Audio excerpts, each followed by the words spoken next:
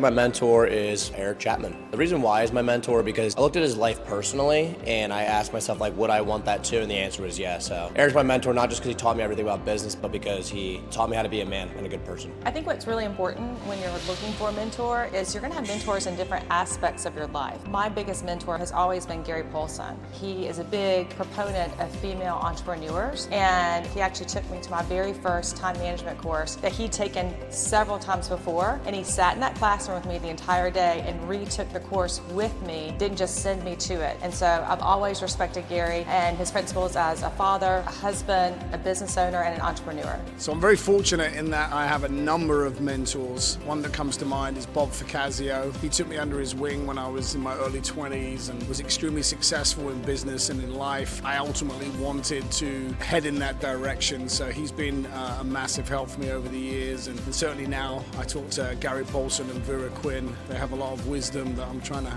gather. I think having a mentor like one is not necessarily the best idea. So in my personal life, my mentor is my dad. Business, Jamie Hepp, he's the guy that taught me everything that I know.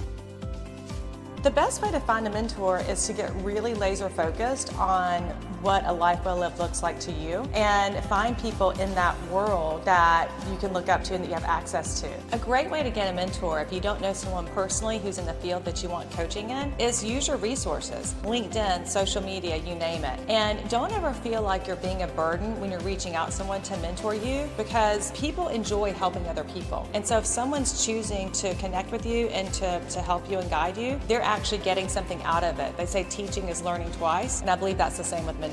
Mentor does not always have to relate to business. You can have someone as a spiritual mentor, a relationship mentor. I think it's anyone that is where you want to be. That's someone that should be your mentor. It's pretty simple, it's pretty straightforward. Whatever category that you want to get better at and excel in, you want to find somebody who's already done it or is doing it. Look at where the person's at, and if that's where you want to get to, that's probably a good strategy. Through experiences, I think time will design the right people to coach you in the right areas. I think that's the best way to find one.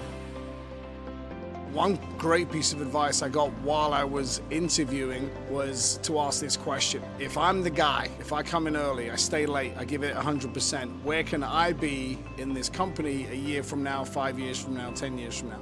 And that's not a question that most people ask in an interview. They're more worried about what can I get right now. When I was a golf pro, I was around a lot of successful people, and I kept hearing the same thing in a different way. And it was, do things now that people don't want to do, you'll be able to do things later that they can't do. Your result of where you are right now is a reflection of the actions you've been doing recently, right? So you are exactly where you're supposed to be. It can sometimes be humbling. It's a mindset that makes you take accountability, and it's really healthy in my opinion. Coach the person, not the results. And so to me, what that means is if the person is well-rounded and happy in all aspects of their life, then they're going to get the results, and most importantly, the fulfillment of reaching their goals. Who only take advice from people who have what you want.